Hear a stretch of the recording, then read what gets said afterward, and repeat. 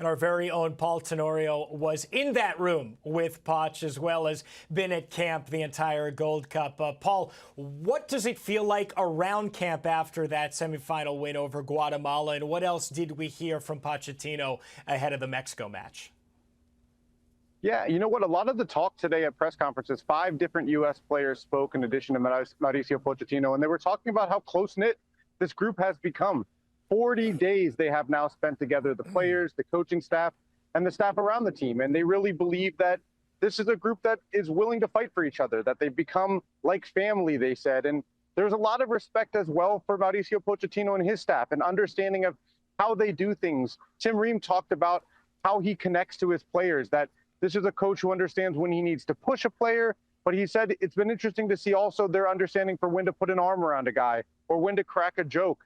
And that understanding that's developing between these players, between the players and the staff, has been what's led to the success of this tournament.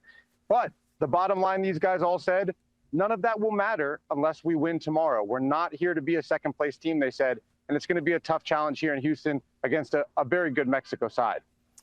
Paul, one of the moments in the press conference that I thought was interesting is he said, we're going to play under pressure, and this might be the last time that we play under pressure, truly a final, where obviously we know that the friendlies are going to be coming up leading up to the 26th World Cup. So what does it mean for this squad to get to the Gold Cup, and what would it mean to win the Gold Cup, knowing about the uncertainty that we kind of expected from this team going into this tournament? Yeah, I mean, I think what's interesting is that this month has been different than what was expected, right? Like, they knew that this was going to be the last tournament where you played for something and had stakes. And the hope was that you'd have your A team together to go through that. All the bonding that these guys are talking about. You wanted Christian Pulisic there and Weston McKennie and Tim Weah. We can go down the line of the other guys, Anthony Robinson, Serginho Dest, that are missing. They're not there.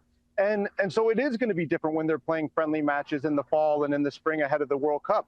You know, that this game tomorrow is going to be about validation, because Mauricio Pochettino has had to kind of pivot the goal of this summer into something that's about, you know, camaraderie and building depth and trying to create spirit within the group that he wants.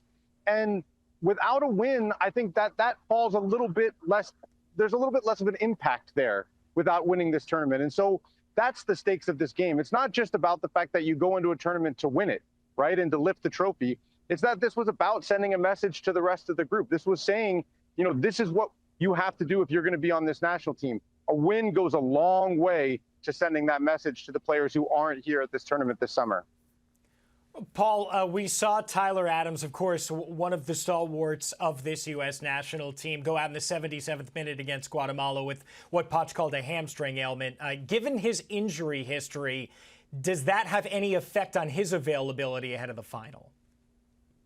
I don't think so. I think it was protecting Tyler Adams against not being available for the final. Knowing that he had felt some tightness in the game prior, Mauricio Pochettino was limiting his minutes, trying to make sure he didn't push him too far where he wouldn't be available against a team like Mexico, where you need not just Tyler's ability to break up play, to intercept passes, to cause havoc in midfield, but his experience. He's one of the only players on this team that's played against Mexico in a final, that understands what the environment's going to be like, what the intensity is going to be like. You need him on the field if you're Mauricio Pochettino. It was just protecting against that. I think it got a little dicier than he was hoping after he took Tyler Adams out of the game. But Tyler Adams should be available tomorrow against Mexico. Paul, being around Pochettino and being around this team now during this tournament, and obviously we're talking about the final, and they are going to out to try to win this Gold Cup. But we're all looking forward to 26 and kind of what team is going to be on the pitch. The likes of Malik Tillman, the likes of Diego Luna, Matt Freese, Sebastian Berhalter, these are all players that have seemingly possibly played themselves into a full national team call-up for the World Cup. What is the chatter amongst Poch and his coaches and other teammates as well about these players and how much success they've had on this team moving forward with the U.S. men's national team?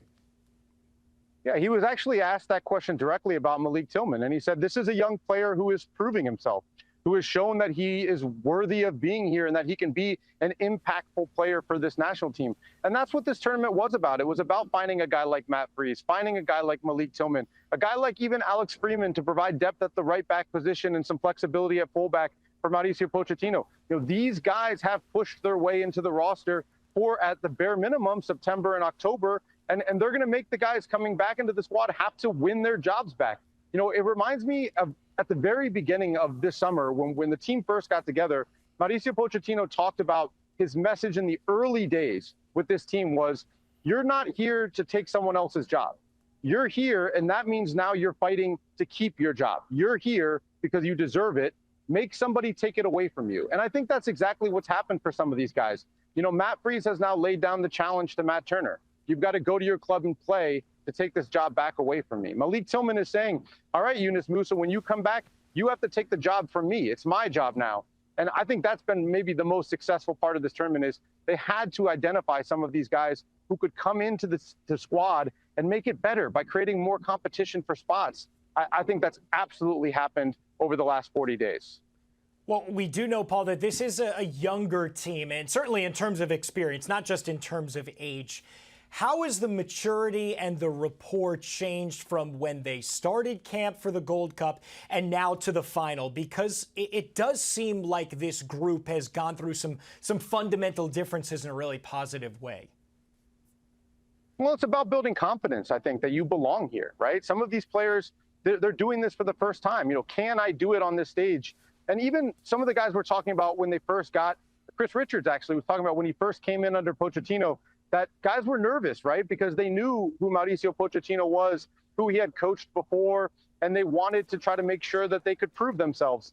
And that's kind of gone away a little bit now, right? Like they are comfortable around this staff and they have put in performances and so they know that they belong. You know, Matt Freese talked about it. He said, I never really doubted myself. They asked after that penalty shootout, you beat out Keylor Navas. Did you feel like you belong? You know, he was like, I always felt like I belonged. And now I've shown it for everyone else to see. And I think there's moments like that for every single player, you know, whether it's a young guy like Alex Freeman, who's really proving himself on the club level, not just the national team level, but has shown that he can be depth. You know, whether it's a guy like Malik Tillman, who is showing that he can be a starter in this group. You know, all of these guys have taken this month to build confidence that they belong here. And that's an important part of it, too, because you can try to kind of create competition and it's not genuine, it's not authentic. You need guys that can actually push other players. This month has been about building confidence for a lot of those guys that they're going to ask to come in and say to Diego Luna, I want you to make Tim Weah be worried that he's not going to be starting, right? Like that's what the goal of this whole month has been. And I think that's how you've seen this group evolve, the belief in themselves. And again, winning over Mexico in the final, lifting a trophy, that validates those beliefs of growth. And I go back to 2021, the A team won the Nations League over Mexico and a B team went to the Gold Cup. And when they beat Mexico, it created that confidence within the group. Matt Turner talked about how he felt like that is what put him on the World Cup roster. And that's kind of what this tournament is for this group, the same idea that this is a ticket to the World Cup next summer. What I do find interesting, Paul, is that this couple of years ago, they win the Gold Cup, the U.S. team, and it was really about ramping up to the World Cup. And this team now, it's wanting to win the Gold Cup, but now it's more like we need to win the Gold Cup to know that we have enough confidence to go to the World Cup and have some success at home. That's what I find very different about. They find themselves in the same spot in a Gold Cup final, but very different situations than it was 3 seasons ago. Yeah, I think also just creating optimism and positivity, right? Like all of the discussion around the team was negative. Even I felt maybe the lowest I've ever felt about a team's potential after that Switzerland loss. That performance was so bad. It was like, hey, some of these guys clearly don't belong here. And the last 30 days since that Switzerland loss has been about building that back up, building up belief around this program within the group, but externally as well, that fans need to believe that it's worth tuning in and watching these guys, that it's going to be something worth being excited about. You know, this 2026 World Cup was about this enormous moment, the golden generation, the growth of soccer since the 1994 World Cup. You know, everyone believed this was this unique opportunity for U.S. soccer. And that kind of faded away after the Copa America exit and everything that's come since. And so I think this tournament, you know, we can talk about how many of these guys will actually be there next summer or whatever, but they did a job. You know, they built kind of a positivity back around the group. And now the challenge is carry it forward. When you start to integrate some other players back in, can you create and keep those vibes, that positivity, that optimism around this group? No question, but already it feels different. Paul, thank you so much for the time, and we can't wait to see can the U.S. finish it off tomorrow in Houston. Thanks again. Thanks, guys.